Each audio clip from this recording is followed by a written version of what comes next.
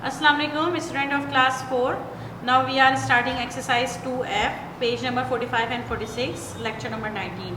हम exercise 2F start कर रहे हैं जो कि LCM से रिलेटेड है। एक्सरसाइज 2E जो हमने प्रीवियस वीडियो में कंटिन्यू की थी वो HCF से रिलेटेड थी। तो ये हमारा सेकंड चैप्टर इस एक्सरसाइज के बाद ख़त्म हो जाएगा और ये सेकंड चैप्टर आपका बहुत इंपॉर्टेंट है क्योंकि हर एक एक्सरसाइज जो है वो एक अलग टॉपिक से रिलेटेड है।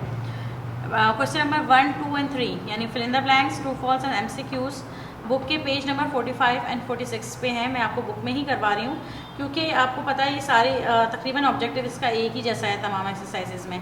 तो मैं तो डायरेक्ट ही आपको बुक में कराऊंगी लेकिन आप इसे कॉपी में कंटिन्यू करेंगे और इसे सॉल्व भी करेंगे अपने पास। ठीक है, तो हम स्टार्ट करते हैं।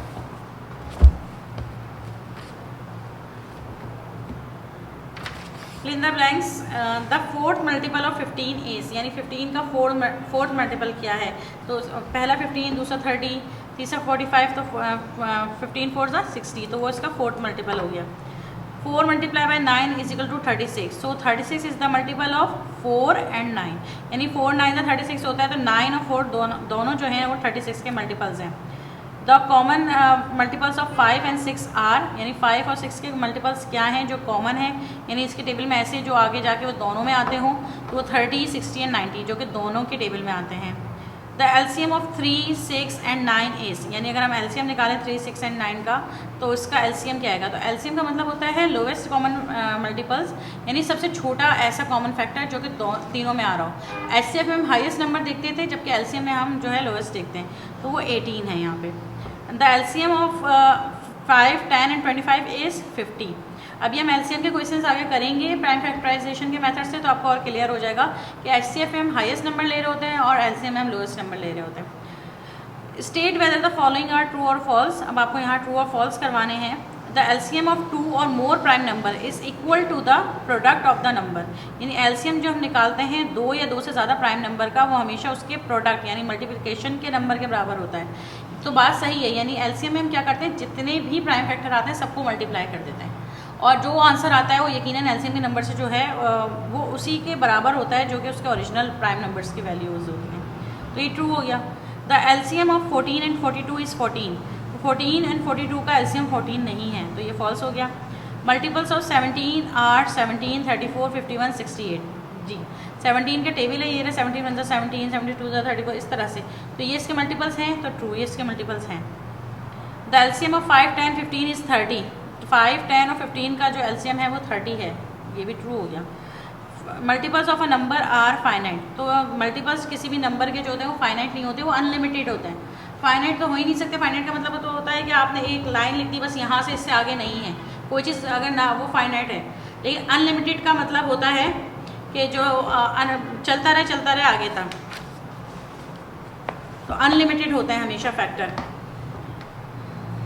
Select the correct answer from the given option. तो अब हम यहाँ पे गिवन ऑप्शन के अंदर से यानी ABCD 4 ऑप्शन दिए हुए हैं, आपको करेक्ट को देखना है।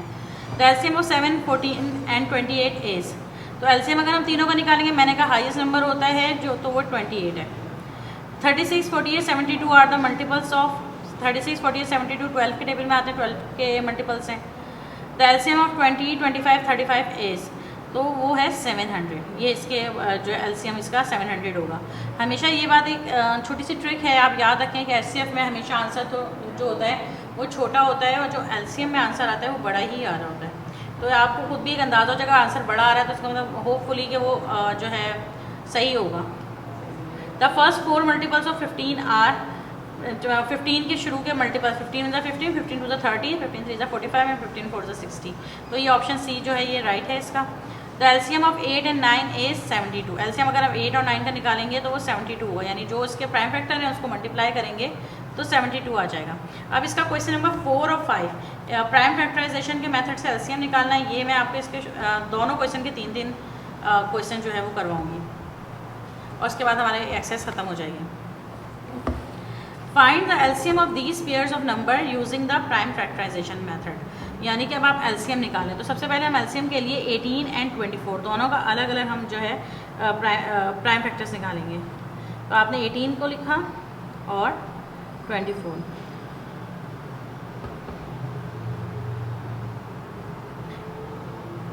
टू 9 ज़ा 18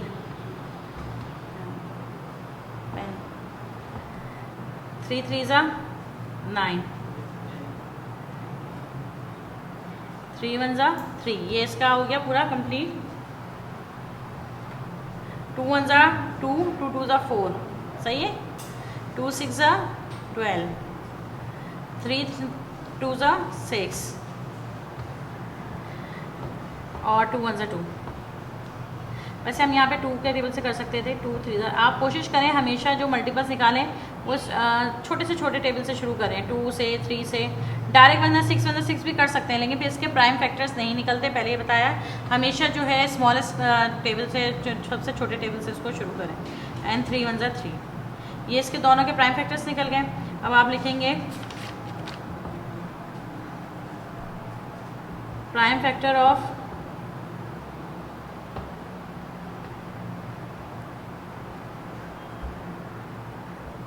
18 और प्राइम फैक्टर ऑफ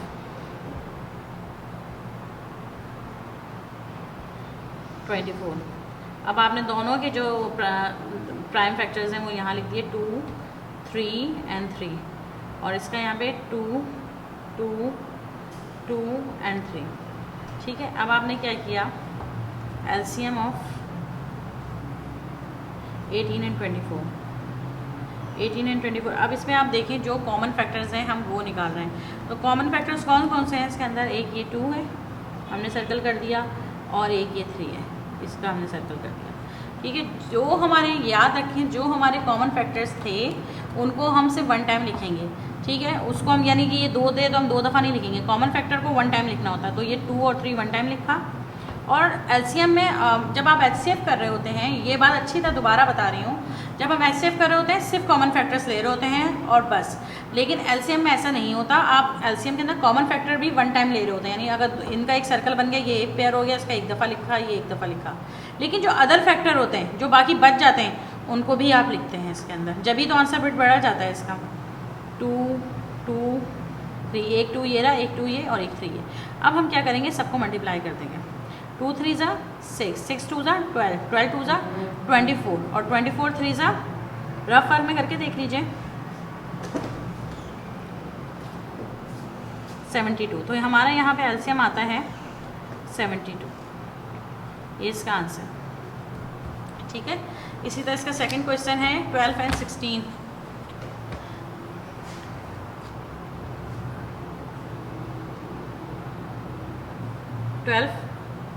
और 16,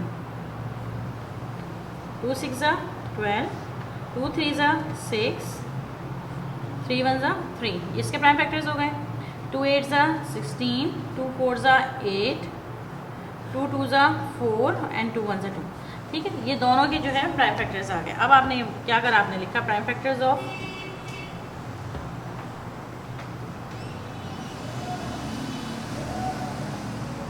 एंड प्राइम फैक्टर ऑफ 16। ठीक है, और दोनों के प्राइम फैक्टर्स लिख दिए, 2 2 एंड 3, और यहाँ 4 टाइम्स 2 था तो 4 टाइम्स लिख दिया।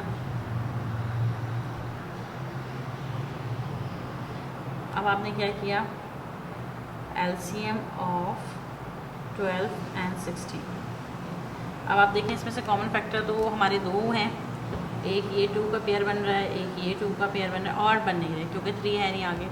तो हमने इसको 1 टाइम लिखा जो हमारे कॉमन फैक्टर थे, बाकी अदर फैक्टर्स लिखे, राइट।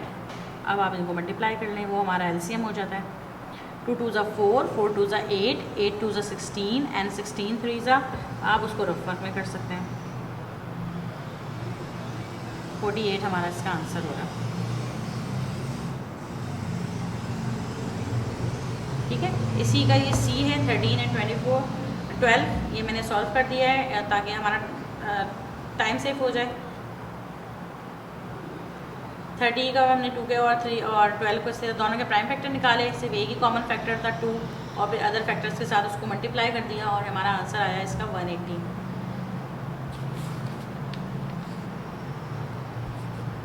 अब हम क्वेश्चन नंबर 5 स्टार्ट करते हैं, एक्सरसाइज 2F का। Find the LCM of the given number using the prime factorisation method. जो हम प्रीवियस जो अभी कर रहे थे क्वेश्चंस, ये वैसे ही है, लेकिन अभी तक आप 2 डिजिट्स में कर रहे थे, यहाँ 3 वाले हैं।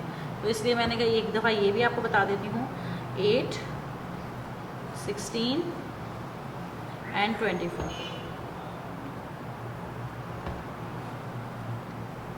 2 4s are 8,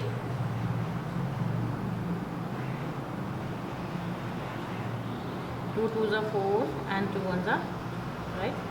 2 8s are 16, 2 4s are 8, 2 2s are 4 and 2 1s are 2।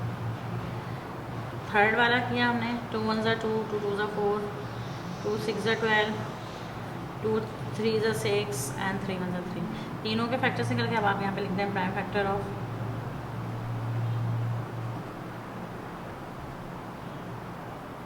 8, 16 and 24।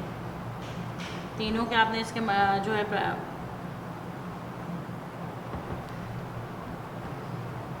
यहाँ लिख दिए।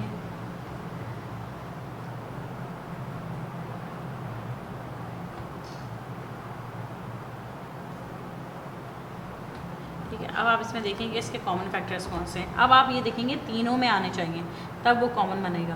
तो ये 2 1 2 3, 3 इसके अंदर कॉमन फैक्टर थे, आपने यही लिख दिया।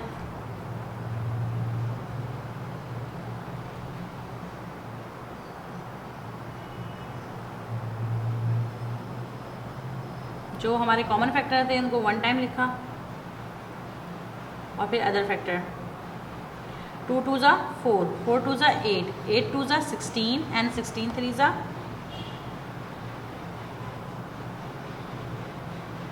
48।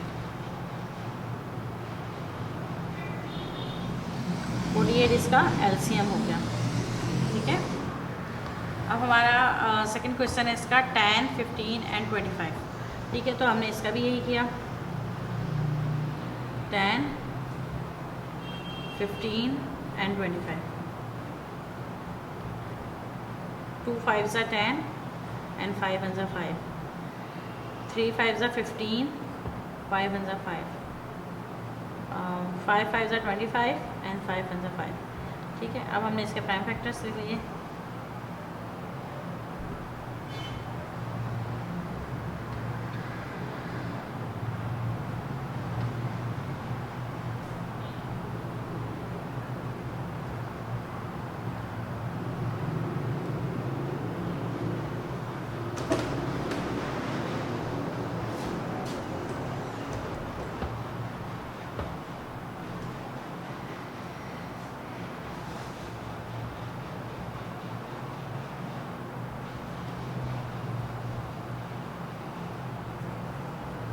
अब आप देखिए इसके अंदर कौन से इसके कॉमन फैक्टर्स हैं, तो सिर्फ एक ही है, राइट। तो हमने पहले उसको लिखा।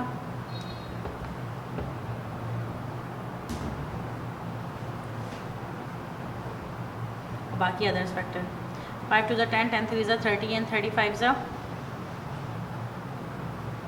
150। हमारा LCM आता है यहाँ पे 150। ये हमारा इसका आंसर है। और इसका हमारा 12 का हमारा लास्ट क्वेश्चन है 16, 48 एंड 96। तीनों के आपने क्या किया, प्राइम फैक्टर्स निकाले पहले और फिर उसके अंदर कॉमन फैक्टर्स निकाले और फिर उसके बाद सबको जो कॉमन फैक्टर्स थे उनको 1 टाइम मल्टीप्लाई किया और जो अदर फैक्टर्स थे उसके साथ उसको मल्टीप्लाई करके 288 हमारा आंसर। और यहाँ हमारा सेकंड चैप्टर जो है वो कंप्लीट होता है एक्सरसाइज 2F जो कि HCF से रिलेटेड थी। आई होप आपको अच्छी तरह से समझ में आया होगा। Thank you.